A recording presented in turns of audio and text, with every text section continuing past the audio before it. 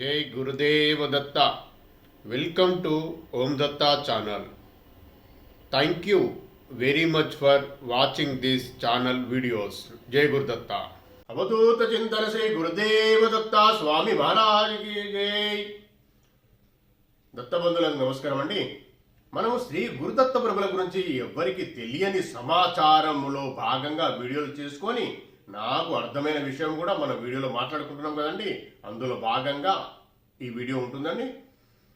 నేను మీకు ఇంతకుముందు సాఫ్ట్గా చాలా ఏదో అశాంతిగా కూర్చొని వీడియోలు చేసేవాడిని. ఇప్పుడు స్ట్రేట్గా కూర్చొని చేస్తున్నా. ఇప్పటికీ ఒక వీడియో చేస్తూ ఇప్పటికీ ఇంతకుముందు వీడియోలో కూడా అంతే, ఇప్పుడు అంతే చేస్తున్నా. శ్రీ గురుదత్త ప్రభుల పర్మిషన్తో, శ్రీ గురుదత్త ప్రభుల ఆశీర్వాదంతో దత్తార్పణం ఇలానే కూర్చొని ధ్యానం చేయాలండి. అంతే, ఇలా కూర్చోవాల్సి ఉంటుంది అంతే.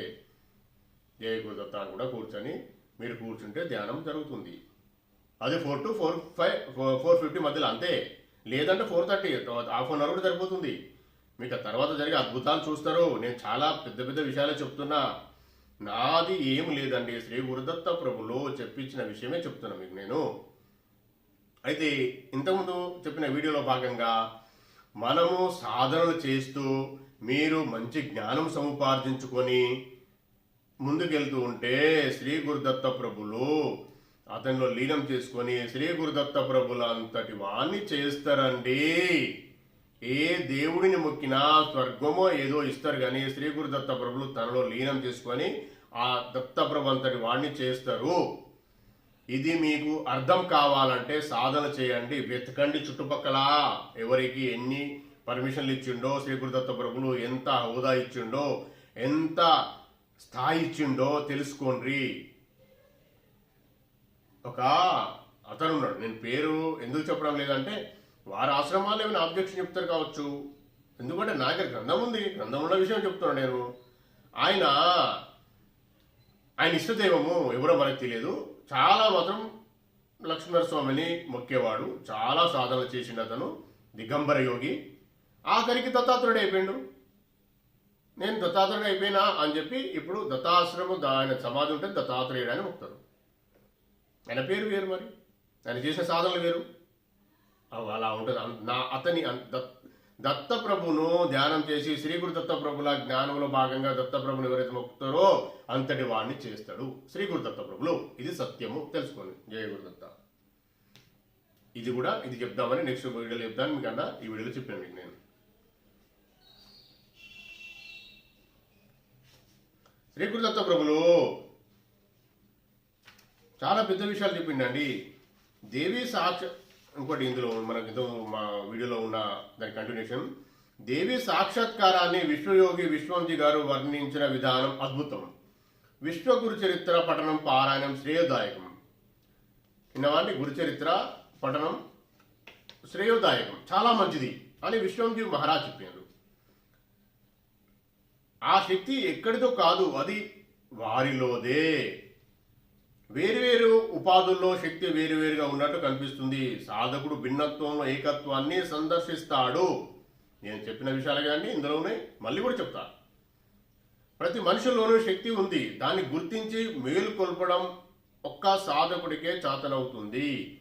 మీలో ఉన్న నాలో ఉన్న శక్తిని మేలుకొల్పాలండి. అజ్ఞానం అవిద్యను పారదొరలి మేల్కొల్పాలి.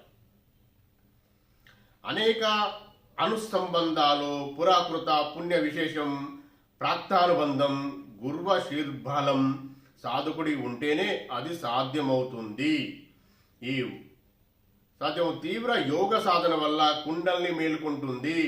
తీవ్ర యోగ సాధన అంటే అదే ధ్యానం అండి. తీవ్ర ధ్యానం చేయడం వల్ల ముందు ముందు మనకు కుండల్ని మేలుకుంటుంది. ఇంకేం జరుగుతుంది అనేది నేను తర్వాత చెప్తాను నేను. ఎందుకంటే అది అంత గోప్యమైన విషయాలు, అర్థం కూడా కావండి. అవి తెలుసుకోవాలి అన్న విషయంలో మీరు మొదలు పెడితేనే అర్థమైతే అండి. గుర్తుపెట్టుకోండి. ఇది ఆజ్ఞాచక్రానికి చేరడమే సాక్షాత్కారము. అప్పుడు దివ్యమైన మధురానుభూతితో మనసు ఉప్పొంగుతూ ఉంటుంది. ఈ విషయాన్ని ప్రకటిస్తూ నాదు భాగ్యమేమో, నాలోని శక్తియో రూపుదాల్చి వచ్చి చూపునిచ్చే అంటారు ప్రభు. అయితే కుండలి శక్తి మనము ఆ ధ్యానం చేస్తూ ఉంటే వాటికి నియమాలు అంటూ ఏం లేవండి. అది కూర్చోవడమే నియమము. పొద్దున లేచి మార్నింగ్ లేచి కూర్చున్నాక ఏ సిద్ధ పురుషుడో ఏ గురువో లేదా దత్తప్రభువో వచ్చి మీకు మార్గము ఇంకా సుగమం చేస్తారు ముందుకెళ్లేందుకు. అప్పుడు ఈ కుండలి శక్తి అంటారా ఇంకెలాంటి శక్తి, కుండలి శక్తి జాగృతమైపోయి శాస్త్రానికి వచ్చి ఇక్కడికి కొన్న దత్తశక్తిని కలవాలి. అదే ఆత్మజ్ఞానం అంటే. మనం వచ్చింది అందుకు. ప్రతి ఆత్మ యొక్క లక్ష్యం అది. నేను చెప్తున్న విషయము మీరు చాలా సీరియస్గా తీసుకొని చేయండి. అది అదృష్టం ఉన్న వాళ్ళు చేస్తారండి. నేను చెప్పినంత మాత్రం చేయాలని ఏం లేదు. దత్తప్రభు ఆశీర్వాదంతో, నీ ఇష్టదైవం ఆశీర్వాదంతో, నీ పూర్వజన్మ సుకృతంతో మాత్రమే చేయగలుగుతాం. దత్తార్పణం. జయ గురుదత్త. ఇక్కడ చూపునిచ్చే అన్న ప్రయోగం గమనార్హం. ఆ చూపు శుష్క చర్మ చక్షువులు సంబంధించినది కాదు, దివ్య జ్ఞాన చక్షుకు సంబంధించినది. తాను శక్తిమయమైనప్పుడు తాను కాక శక్తిగా మారి సృష్టిలో అనుగా ఆ శక్తిని దర్శించడమే నిజమైన సాక్షాత్కారం. అదే బ్రహ్మజ్ఞానం. అప్పుడు అంతవరకు కనులకు కానరాని కమనీయ తేజములు కనుల ఎదుట కనిపిస్తుంది. అర్థమైంది అండి. మనం చేస్తూ ఉంటే మనం కూడా కాంతిపుంజమై ఆ కాంతిపుంజాన్ని దర్శిస్తే అప్పుడు జరిగే అనుభవాలు చాలా అద్భుతంగా ఉంటవి అనేది నేను ఎంతో కొంత గ్రహిస్తున్నా కాబట్టి మీకు చెప్తున్నా. నేనేం గొప్పవాని కాదండి, ఆయన ఆశీర్వాదంతోనే జరుగుతుంది. జయ గురుదేవదత్త.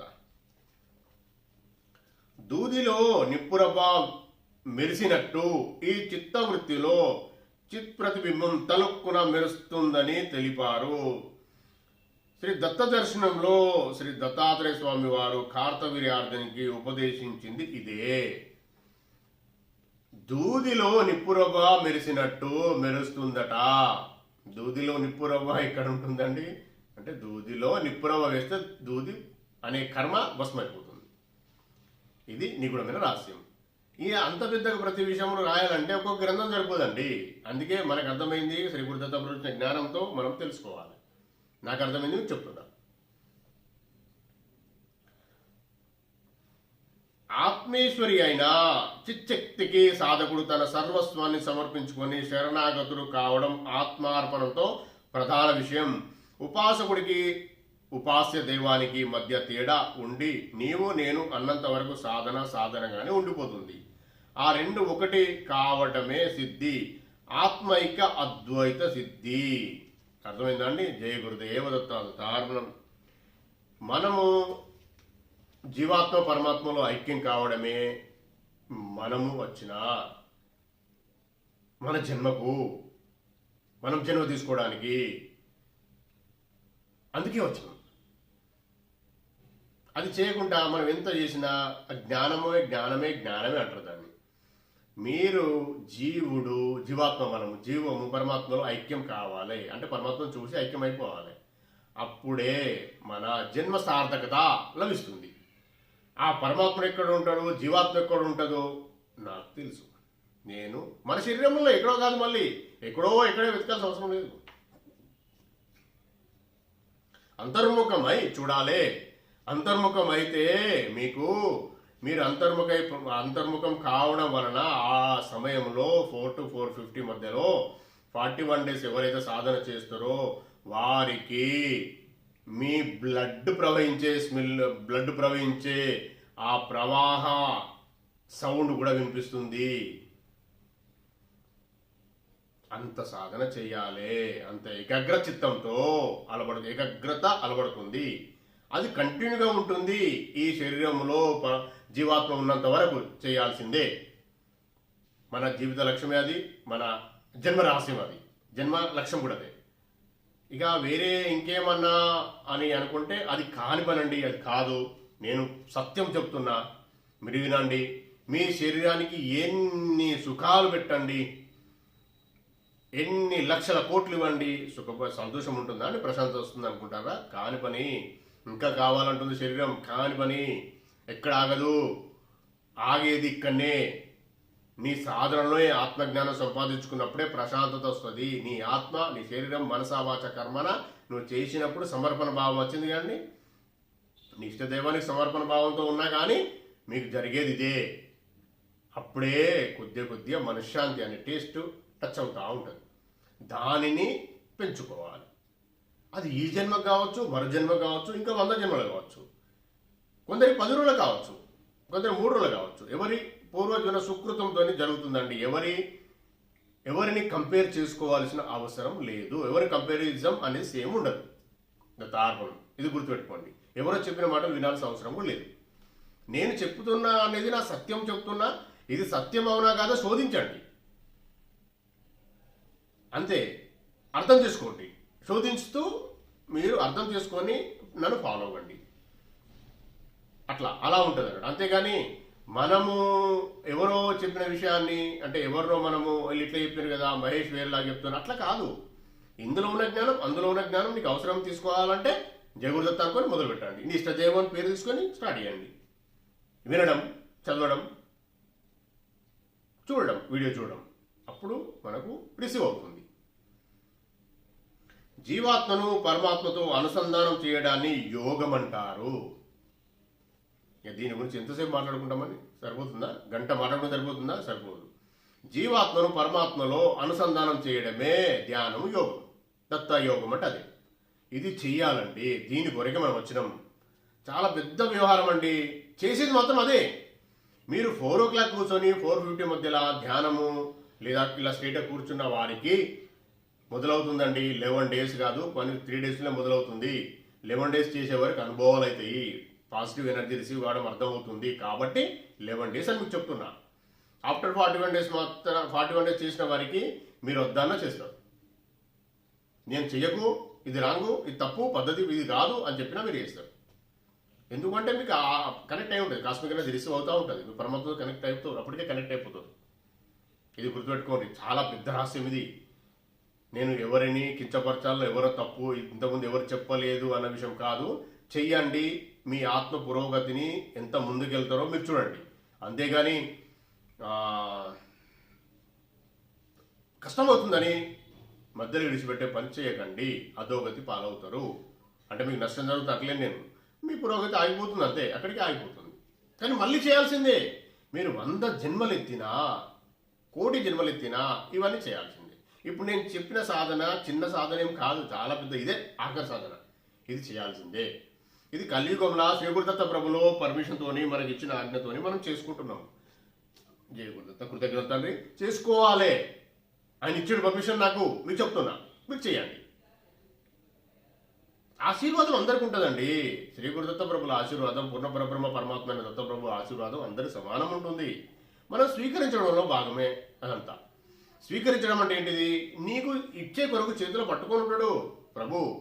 శ్రీ గురుదత్త ప్రభులో చేతిలో ఫలం అంటారా, ఇట్లా పట్టుకొని ఉంటాడు మీ చేతిలో, ఆయన చేతిలో. మనం మన దగ్గర ఉన్న ఆత్మ అనే ప్లేట్ను కడిగి పెట్టుకోవాలి.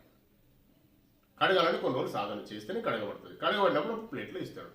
అప్పుడు మీరు భుజించగలుగుతారు.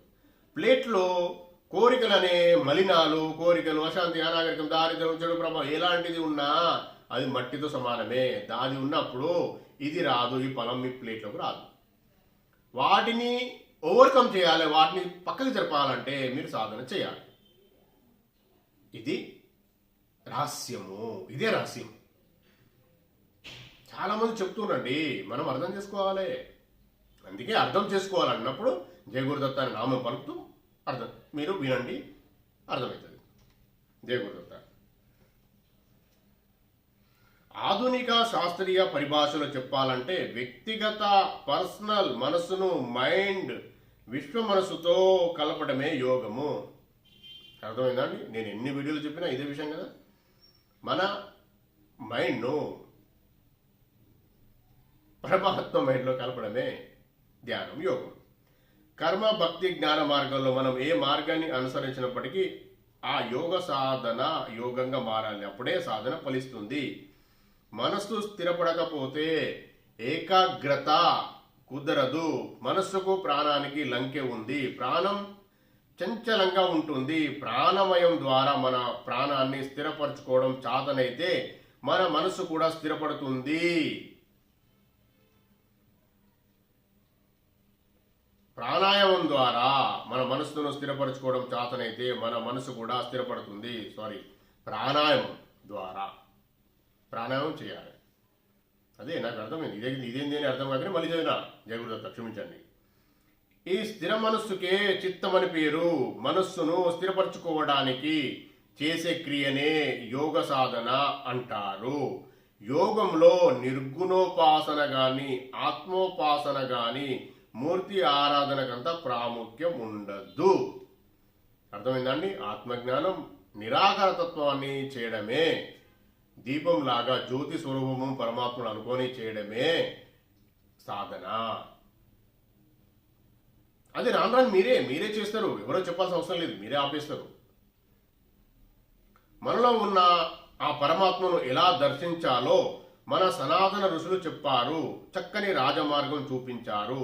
కాలాంతరంలో అది మరుగున పడిపోయి బాహ్య పూజలపై మనసు మోజు పెరిగింది. మహానిర్వాణ తంత్రంలో ఈ విషయం చెప్పబడిందండి. అసలు విషయం అదే. దాన్ని పక్క పెట్టేసి ఆడంబరాలు, పూజలు పెట్టి ఖర్చు పెట్టి జరిగినాయి. వాటి గురించి మనం నెగిటివ్గా చెడుగా మాట్లాడాల్సిన అవసరం మనకు లేదు. ఉత్తమ బ్రహ్మ సద్భవో ధ్యాన భవస్తు మధ్యమ స్తుతిర్జపో దమో భవే బహి పూజ అధమాధమ. ఇది శ్లోకం అండి. అని చెప్పబడింది. బ్రహ్మ భావనలో ఉండడం ఉత్తమం, ధ్యానం చేయడం మధ్యమం, స్తోత్రం చేయడం అధమం, విగ్రహాలను పూజించడం, తీర్థయాత్రలు చేయడం ఈ మొదలైన బాహ్య పూజలు అధమాధమం అని పై శ్లోకం వివరిస్తుంది. భగవదారాధన ఎప్పుడు బాహ్యం, మానసికం అని రెండు విధాలుగా ఉంటుంది. ప్రాథమిక అవస్థలో సామాన్య జనులు బాహ్య పూజ చేయక తప్పదు.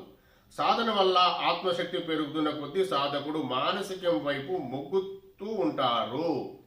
నేను ఇన్ని వీడియోలో చెప్పిన విషయం కూడా ఇదేనండి. బాహ్య పూజ అధమాధమం అని చెప్పినప్పటికీ సగుణోపాసనం అంటే ఇష్టం ఉన్న వాళ్లకు యోగులు ఎప్పుడు అడ్డు చెప్పరు. సగుణారాధన, విగ్రహ పూజన తప్పనిసరిగా చేయమనే చెబుతుంటారు. సాకార పూజ చేస్తూ ఉంటే క్రమక్రమంగా భగవంతుడి మీద భక్తి శ్రద్ధలు పెరిగిపోతూ ఉంటుంటాయి. సమయం వచ్చినప్పుడు ఆ సాధన మానసికంలోకి మారుతుంది. జయ గురుదేవ దత్త దత్తార్పణం. ఈ మార్పు రావడానికి సాధకుడికి కొన్ని రోజులు పట్టవచ్చు, లేదా కొన్ని జన్మలు పట్టవచ్చు. ఎంతకాలం పడుతుందన్నది సాధన తీవ్రతపై ఆధారపడి ఉంది. ఆ సాధన తీవ్రత రావాలంటే పొద్దున మార్నింగ్ 4 నుంచి 4:50 మధ్యలో కూర్చున్న వారికి సాధన తీవ్రత పెరుగుతుంది. అదే తీవ్రత. మీరు అక్కడే త్యాగం చేస్తుండ్రు. అది మామూలు సమయం కాదు. లేచి కూర్చోవడం ఎంతో కష్టంతో కూడుకున్నది. అదే తీవ్రత. అందుకే మీకు చెప్పిన నేను ఆ తీవ్రతను అలవర్చుకోండి. సాధన మానసికంగా మారినప్పుడు బాహ్య పూజ చేయకపోయినా పర్వాలేదు. మనం పూజిస్తున్న విగ్రహాలన్నీ ఈ జగత్తుకు మూల కారణమైన ఆ పరబ్రహ్మకు ప్రతీకలే. మన సనాతన ఋషులు నిర్గుణ బ్రహ్మకు పరాశక్తి ధ్యానం ద్వారా వివిధ రూపాలు దర్శించి ఆ రూపాలన్నింటినీ వెల్లడించారు. ఆ శక్తిని విగ్రహాల్లో స్థాపన చేసి సామాన్య ప్రజలందరూ ఆ శక్తిని పొందడానికి వీలుగా వాటిని పూజించమని నిర్దేశించారు. గుళ్ళలో విగ్రహాల కింద యంత్రరూపంగా తమ ఆత్మశక్తిని నిక్షిప్తం చేసి దేవాలయాల్లోకి పోయి పూజలు చేయమని ఆదేశించారు. సామాన్య జనానికి ఆత్మను గురించి జ్ఞానం ఉండదు. వారి మనసు నిత్యం అర్ధకామాలను గురించే చింతిస్తూ ఉంటుంది. పాపం. అర్థమైంది కదండి? అక్కడ ఆత్మను వాళ్ళ ఋషుల యొక్క ఆత్మలో అక్కడ పెట్టి మీరు పూజలు చేసుకొని రాను సాధనలు చేసుకొని ఆత్మజ్ఞానం రావాలనే వాళ్ళు చేసిండ్రు. వారికి నార్మల్ వ్యక్తులకు ఏముంటుందండి? ఎప్పుడు కష్టాలు, అర్ధకామాలు, ఆర్థిక విషయాలు, ఇతి బాధల గురించే ఆలోచన ఉంటుంది. ఆత్మజ్ఞానం దాకా వెళ్ళేంత ఆలోచన ఎక్కడ వస్తుందండి? రాదు. కాబట్టి వారికి అక్కడే నుంచి అక్కడికి వెళ్ళి అవి సాధించుకొని ముందుకెళ్తూ ఉంటే ఆత్మజ్ఞానం రావాలని వాళ్ళ ఆలోచన. కాబట్టి సిద్ధులు చేసిన విషయం అది. ఎప్పుడన్నా కర్మకాలి భగవంతుడి వైపు మనసు మళ్ళిన మరుక్షణమే అది సంసార బద్ధమవుతూ ఉంటుంది. అంతర్దృష్టి ఏర్పడదు. కనుక వాళ్ళు తమలో భగవంతుని ఏ రూపంగానైనా సరే దర్శించలేరు. ఇది విషయం అండి. ఎందుకంటే వాళ్ళకున్న బాధలు వారికి ఉంటవి. ఆ బాధల్లో పెట్టుకొని నేను దేవుణ్ణి మొక్కాలే, నా పరిస్థితి ఇలా ఉంది, నాకు ఆత్మజ్ఞానంతో సంబంధం ఏంటి అని ఆలోచన వస్తుంది ప్రతి ఆత్మకు, ప్రతి మనిషికి. దానినే మనము ఉద్ధరించుకొని, దాన్ని ఏమంటారు, ఉద్ధరించుకోవడము అని కాకుండా దానిని ఓవర్కమ్ అంటే దాటేయాలి. దాన్ని ఒత్తి ఇట్లా ఒత్తి పెట్టి ఇంకా ముందుకెళ్ళాలి. ఆ విషయంలో పట్టుకొని ఉంటే ఎన్ని జన్మలకు ఉంటారండి అలా. మళ్ళీ ఎప్పటికి కూడా చేయాల్సిందే కదా ఇప్పుడు మనం చెప్పేటి అన్ని. సాధన మార్గంలో విగ్రహ పూజ, తీర్థయాత్రలు, నోములు, వ్రతాలు, నదీ స్నానాలు, జపాలు, స్తోత్రాలు, అతిథి సేవ, దాన ధర్మాలు ఈ మొదలైనవన్నీ బాహ్య సాధనకు సంబంధించినవి. నేను చెప్పిన కదా సాధనలు అన్నప్పుడు ఇవి బాహ్య సాధనలు. ఓకే, ఇంకా కొత్త వాడు వచ్చిందే మీకు గుర్తుపెట్టుకోండి. ఆత్మకర్మ ఒకటే అంతరంగ సాధన. విద్యాభ్యాసంతో ఆలు దిద్దడం దగ్గర నుంచి ఒక్కొక్క క్లాసులో ఉత్తీర్ణులవుతూ పై క్లాసులోకి పోవడానికి ఒక క్రమం లేదా ఒక లక్ష్యం ఎలా ఉంటుందో అట్లా ప్రతి జీవుడి ఉన్నతికి ఒక నిర్దిష్ట క్రమం ఉంటుంది. మానవుల్లో అధిక శాతానికి అంతరంగ సాధన స్పృహ ఉండదని మన సనాతన ఋషులకు తెలుసు. కనుకనే వాళ్ళు ఆగమాలను వెలాయించి బాహ్య పూజను ఎక్కువ వ్యాప్తి చేశారు. అర్థమైందండి? మన స్థాయి అక్కడ వెళ్ళలేమని బాహ్య పూజ చేయమని చెప్పుకున్నారు. కొంతలో కొంత మల్లెసి జన్మలైనా ముందుకొస్తారని. అర్థకామాలతో కూడి ఉన్న లోకం ఈశ్వరుని గురించి ఆలోచించలేదు. దత్తార్పణం. ఆయన ఐశ్వర్యాన్ని పొందాలని చూస్తుంది. ఈ ఐశ్వర్యం పొందడానికి ఈశ్వరుని పొందడంగా భ్రమపడుతూ ఉంటుంది. లోకంలో ఆధ్యాత్మికంగా ఉన్న ఆర్ధార్థులు మొదలైన వాళ్ళ కోసం సనాతన ఋషులు బాహ్య సాధనలు పెద్దపీట వేశారు. అది విస్తరించేటందుకు బహుళ ప్రచారం చేశారు. ఈ బహిరంగ సాధన చేస్తూ పోతే ఏ జన్మలో జీవుడు మానసిక సాధనలోకి మారిపోతాడు. ఏ జన్మలోనన్నా మానసిక సాధనలోకి మారిపోడా అన్నది వారి ఆలోచన. ఇవన్నీ వస్తూ ఉంటే ఎప్పుడైనా మారకపోతాడా అని వారు ఋషులు చేసిన పద్ధతిది. పరిపూర్ణంగా మానవత్వాన్ని హృదయం నిండా నింపుకొని త్రికరణ శుద్ధిని సాధించి అంతరంగం వైపు దృష్టిని మళ్లిస్తాడు. అంతరంగ సాధన ద్వారా తానెవరే తెలుసుకొని ఆపై తాను కానిది ఈ సమస్త సృష్టిలో వేరే ఏది లేదన్న పరమసత్యాన్ని దర్శించి తానే ఆత్మ శుద్ధ చైతన్యం కాని దేహిని కానని గ్రహించి ఆత్మ రాజ్య స్థాపన చేయగలుగుతాడు. జయ గురుదేవ దత్త. చూసింది కానీ ఎంత పెద్ద గోప్యమైన విషయాలు మీ ఇంతకుముందు చాలా వీడియోలో మీకు చెప్పడం జరిగింది. ఇలా జరుగుతూ ఉంటుందండి. అన్ని లోకాలు, అన్ని తీర్థాలు, అన్ని దైవాలు తనలోనే ఉన్నవని, అవి తనకంటే వేరు కావని తెలుసుకొని ఆత్మానందంలో ఓలలాడుతుంటాడు. తన మనస్సును విశ్వ మనస్సులో అనుసంధానం చేసి భగవత్ స్వరూపంగా మారుతాడు. జై గురుదేవ దత్త. దీని గురించి మనము ఇప్పుడు ఈ విషయంలో మాట్లాడుకుందామండి. జయ గురుదత్త, శ్రీ గురుదత్త. ఇప్పుడు నేను చెప్పిన విషయాలు చాలా వీడియోల్లో మనం చెప్పుకున్నాం కదండి. నేను చాలా గోప్యమైన విషయాలు ఉన్నాయండి చెప్తున్నా, మీరు అర్థం చేసుకుంటారా లేదో అని అన్నా. నేను ఇప్పుడు కూడా నేను ఇలానే ఉన్నా, స్టేడియంలో ఉన్నా, చూస్తున్నారు కదండి. ఓకే, దత్తార్పణం మీ తర్వాత చెప్తా. అయితే మనం చేస్తూ ఉంటే ఆఖరికి మారితే నీలో ఉన్న ఆత్మ, నాలో ఉన్న ఆత్మ, చుట్టుపక్కల ఉన్నాయి అన్నీ ఒకటే, నేనే పరమాత్ముని అన్న జ్ఞానము మనము అంత లెవెల్కు వెళ్ళగలుగుతాము. వెళ్ళాలి. మనది ఇదంతా. నువ్వు నేను వేరు కాదు. నేను ఇంతకుముందు ఏం చెప్పిన, వీడియో చేపించేది నేను కాదు, చేసేది నేను కాదు, వినేది నేను కాదు. దత్తార్పణం. జయ గురుదేవ దత్త. ఇంత మంచి జ్ఞానం దత్తప్రభు నాకు ఇచ్చిండు, ఎంత సంతోషం ఉంది నాకు. అదే విషయము మీరు కూడా ఆ సంతోషాన్ని అనుభవించాలని మీకు నేను ఇంత ప్రయత్నం, నా తాపత్రయంతో ఇంత ప్రయత్నం చేస్తున్నా. ఇప్పుడు నేను చెప్పిన విషయాలు మ్యాక్సిమం ఇందులో అందులో నిగూఢంగా ఉన్నాయి. మనము ఇంకా చెప్పుకోవాల్సి ఉంటుంది. అది కాదు అంటే అది అర్థమయ్యేదేం కాదు. అయితే చేస్తూ పోతుంటే ఏదో జ్ఞానంలో రాడా అని ఋషులు పెట్టిన పద్ధతిది. అగరబత్తి పూజ, స్తోత్రాలు, జపాలు. మీకు చెప్పిన ఇంతకుముందు నేను పూజ ఒక లెవెలు, ధ్యానం ఒక లెవెల్, జపం ఒక లెవెలు, అంతకన్నా కోటి రేట్లు ఎక్కువ ధ్యానము అని చెప్పిన. అది ఇప్పుడు నేను వివరణ నేను చెప్తూ మీకు గ్రంథంలో కూడా చదివి వినిపించిన. ఈ విషయాన్ని మీరు చాలా శ్రద్ధగా వినండి. ఎందుకంటే ఇది నాకు ఇలాగ అర్థమైందో మీకు ఇలాగే అర్థం కావాలని రూల్ కూడా ఏం లేదండి. మీకు ఇష్టం.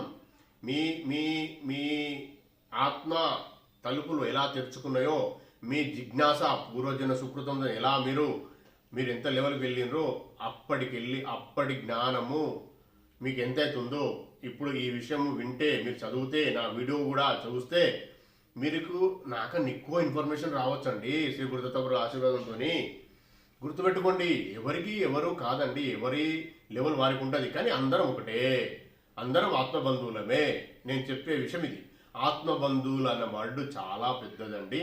మీరు నేను వేరు కాదు, ఒక్కటే. నేనేమన్నా ఇంతకుముందు మాట్లాడుతూ దత్తప్రభును ఎవరైతే ధ్యానం చేస్తారో, ఎవరైతే శ్రీ గురుదత్త ప్రభుల సాధన చేస్తారో వారిని శ్రీ గురుదత్త ప్రభులే ఆయన లెవెల్లో దేవుడిని కూడా చేస్తారండి. ఇంకే దైవానికి అలాంటి లేదు. ఆయన పరమాత్మ కాబట్టి ఆయన పర్మిషన్ ఉంది, ఆయన లెవెల్ తీసుకెళ్తారు. ఇది తెలుసుకోండి. ఇంకా ఇది ఫ్యాక్ట్. నేను ప్రూవ్ చేయమంటే ప్రూవ్ అంటే మీన్స్ ఏంది, నేను వచ్చి ఇక్కడ వాదించి ఎవరినో తక్కువ చేసి మాట్లాడడం కుదరదు.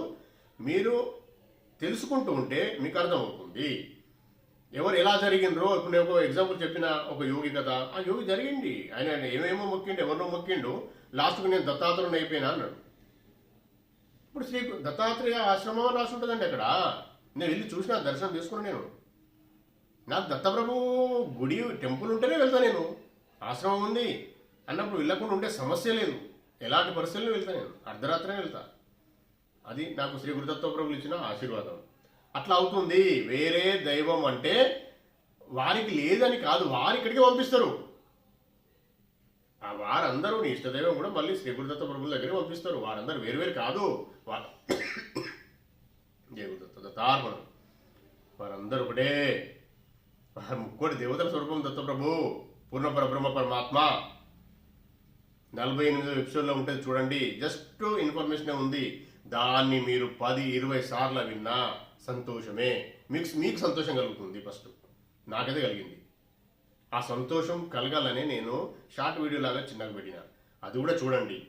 అందులో ఒక 2 కొద్దిగానే ఉంది, ఇంత మ్యాటర్ ఉంది కదా అంతే. కానీ సూపర్ వర్డ్స్ ఉన్నాయండి. అది మీరు మననం చేయండి. మననం అంటే 1కి 10 సార్లు వినండి. అందులో గోప్యమైన విషయాలు చాలా ఉన్నాయి. పరబ్రహ్మ తత్వం ఏంటి, పరబ్రహ్మ ఎలా ఉంటాడు, పరబ్రహ్మ కాంతి పుంజం అండి. చిన్నవి ఉంటాయండి. ఎందుకంటే పెద్ద పెద్ద గ్రంథాలు చదివి వాళ్ళు దాన్ని తీసి కొన్ని పెట్టిరు అంతే. మనం అర్థం చేసుకోవాలి సాధన చేసుకొని. మనం ఎన్ని గ్రంథాలు చదివినా అర్థం కావండి. వారికి అర్థమైంది వాళ్ళు పెట్టినరు. పరబ్రహ్మ పూర్ణ పరబ్రహ్మ పరమాత్మ దీప జ్యోతిలాగా ఉంటాడండి. అంతే, అది అందులో ఉంది. మీరు చూడండి, తెలుసుకోండి. తెలుసుకోవాలంటే సాధన చేయాలి. తెలుసుకున్న వారు అందులో లీనమైపోతారు. నేనే నువ్వు, నువ్వే నేను. శ్రీ గురుదత్త ప్రభులు చెప్పిన మాటలండి ఇవన్నీ. ఇంకా ముందు వస్తాయి, నేను చదివిస్తా. ఇదే గ్రంథాలు చాలా గ్రంథాలు ఉన్నాయి. నేను అనుకోకుండా మనమైతే నేను ప్రీ ప్లాన్ ఏం చేయలే, అనుకోకుండా తీసినా చెప్పిన. నిన్న మనం 47 వీడియోస్ స్టార్ట్ చేసినప్పుడు కూడా సాధనలో మార్గం పెట్టినాం. ఇప్పుడు ఏంది, ఇది పరశురాముడికి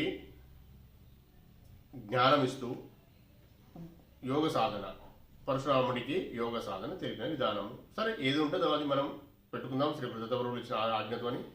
ఇది మాత్రం శ్రీ గురుదత్త ప్రభుల గురించి ఎవరికి తెలియని సమాచారమే అండి.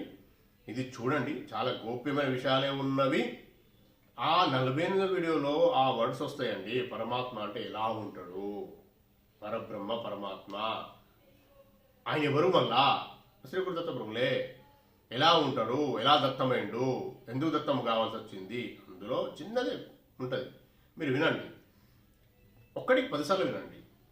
ఎంత సూపర్ అర్థమవుతుందో చూడండి. ఎంత రిలాక్స్ అవుతుందో, ఆత్మ ఎంత రిలాక్స్ అవుతుందో చూడండి. నేను చెప్పిన విషయాలు మీరు బాగా పెద్ద మొత్తంలో ప్రాక్టికాలిటీలో తీసుకొచ్చుకొని మీరు ఈ యోగ సాధన చాలా ఇంపార్టెంట్ అండి. యోగ సాధన, ధ్యానం, దత్త యోగ సాధన చాలా ఇంపార్టెంట్. మనం ఎన్నటికైనా చేయాల్సిందే, చెయ్యండి. ఇది చాలా పెద్ద విషయాలండి. మనకెందుకో శ్రీ గురుదత్త ప్రభులు నాతో చెప్పిస్తున్నారు. నాకు అదృష్టం ఇచ్చిన నేనైతే చాలా కృతజ్ఞత చెప్తున్నా. మనము ఇలాంటి చాలా మంచి విషయాలు ఇంకా మాట్లాడుకుందాం, ఇంకా వీడియోలు చేసుకోవాలని శ్రీ గురుదత్త ప్రభుల దగ్గర పర్మిషన్ తీసుకున్నాను నేను. శ్రీ గురుదత్త ప్రభులు ఇలా నాకు ఇంత మంచి అవకాశం ఇచ్చి, నాకు ఈ జ్ఞానం ఇచ్చి, నాకు ఇలాంటి గ్రంథాల ద్వారా నాకు అర్థమయ్యేలా చేసి ఇంత మంచి వీడియోలు చేసుకొని ఇచ్చే అదృష్టం కల్పించినందుకు శ్రీ పూర్ణ పరబ్రహ్మ పరమాత్మ అయిన శ్రీ గురుదత్త ప్రభులకు కోటి కోటి సాష్టాంగ దండబ్రహ్మలు కోటి కోటి కృతజ్ఞతలండి. సర్వశ్రీ పూర్ణ పరబ్రహ్మ పరమాత్మ అయిన దత్తప్రభు చరణారవింద అర్పణ వస్తువు. మీరు కూడా ప్రశాంతంగా విని ఒకటికి 2 సార్లు విని తెలుసుకొని ముందుకెళ్ళండి. మీకు కూడా కృతజ్ఞతలు. మీకు కూడా మార్గం సుగమవుతుంది, మీకు కూడా మార్గం కనిపిస్తుంది. ఇది యోగ మార్గం అండి, చాలా పెద్ద మార్గం కనిపిస్తుంది. దత్తార్పణం దత్తార్పణం దత్తార్పణం. జై గురుదేవ దత్త. ఈ వీడియో కనుక మీకు నచ్చినట్లయితే లైక్ చేయండి, సబ్స్క్రైబ్ చేయండి, షేర్ చేయండి, దత్త బంధువులందరికీ చేరేలా చూడండి. దత్తార్పణం.